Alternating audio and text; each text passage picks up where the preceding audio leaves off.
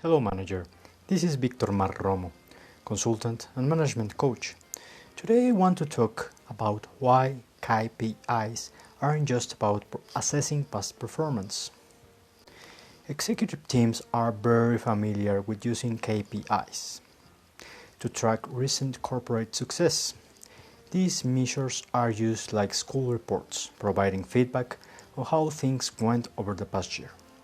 Employed this way, KPIs are backward-looking, and as one executive described me, just a bunch of numbers. But a properly constructed bunch of numbers provide much more than a rear view of performance. These indicators can become a powerful and nuanced tool to predict changes around the corner for your business. The secret? It's all in mapping and measurement intervals. Let me explain. Number 1. Start with success. The end goal for any business is survival and growth. This requires the support of many stakeholders, with those at the end of the queue being the business owners or investors. I say end of the queue, because all of the effects taking place inside and outside a business determine whether the business shows a return on investment or not. What you get is a chain of predictive numbers. If a business keeps its employees happy, you can predict that this will flow on to an effective relationship with suppliers. And then effective employee and supplier relationships together drive great outcomes for customers. Happy employees produce happy customers.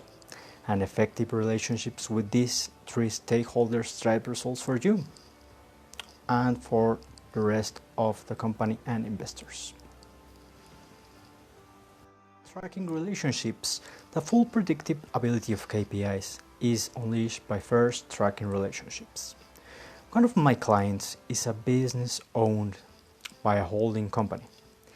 It makes grinding media, large metal balls and rollers used in the mining industry. The grinding media are placed into barrels which rotate, thus crushing rock into smaller pieces. As the company's strategy consultant, I help this executive team to build a predictive set of KPIs. We started by identifying the key stakeholders. There were 4: employees, suppliers, customers, and the holding company. The next step involved reviewing the relationship that each stakeholder group had with the company. It's two-sided, of course. The company wants something from its stakeholders in exchange for providing something they wanted.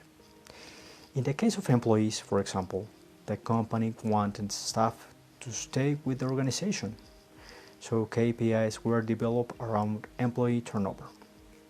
For their part, employees wanted to be paid well, so a map was developed, which benchmarked the company reward system against industry standards. In all, 7 KPIs were developed for the employee relationship, including safety measures and employment conditions. 8 KPIs were designed for the customer relationship. 5 of these concerned what the company wanted for customers, measured as revenue, gross margin, market share, and 3 were concerned with what customers wanted for the company. This included KPIs around product, quality, and customer service. You can see how this would continue in the case of suppliers and the holding company. In all, this scorecard contained 21 KPIs. Step 3. Mapping KPIs. To fully appreciate how one KPI affects another, it's necessary to map the relationship between KPIs themselves. This requires nothing more than a whiteboard or a flip chart and a pen. We started by nominating the end goal on the right-hand side. The goal was for the holding company to invest funds in its grinding subsidiary. Working from right to left, we looked at what would create this outcome. It was driven by 3 KPIs: profit, return on capital employed, and net cash flow. These in turn were driven by previously mentioned metrics: outlining what the company wanted from its customers: revenue, gross margin, and market share. These were driven by the KPIs for what customers wanted from the company: product quality and customer service, which in turn were driven by KPIs for suppliers and employees. On completion, this cause and effect diagram shown in the graphic clearly demonstrates how causes to the left of the diagram produced effects to the right.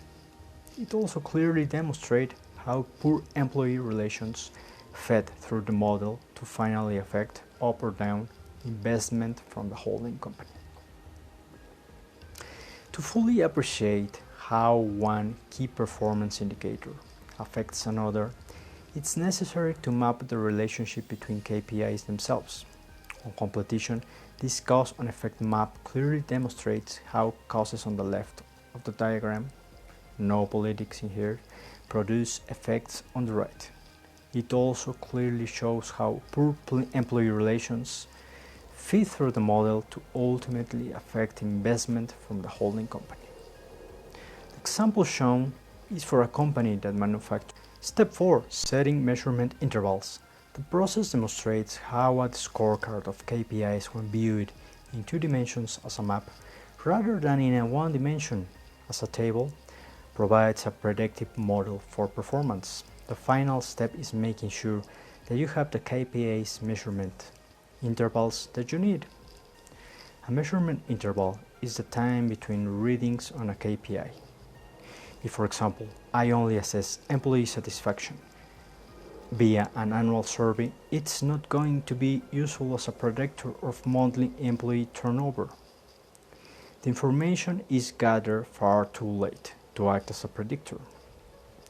You would need at least monthly employee satisfaction results to be of any use in predicting if employees were planning to quit or not.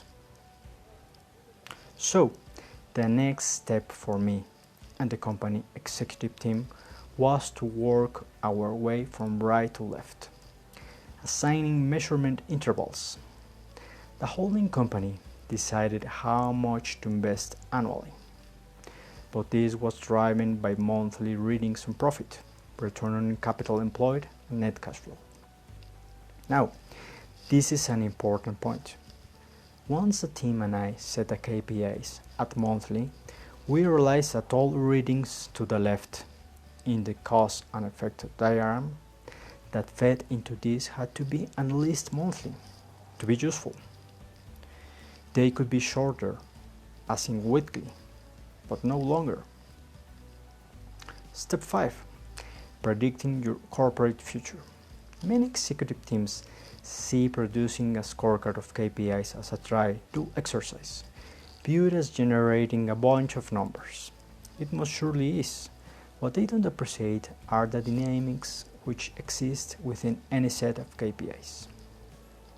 You expose this by first identifying your business key stakeholders, and then by tracking how one group impacts another. By going deeper and combining the cause and effect between KPIs with measurement intervals, you have a golden opportunity to put your finger on the pulse of your organization's performance. Your scorecard thus becomes a dynamic representation of how your business will prosper or fail. Thank you, manager. Hope this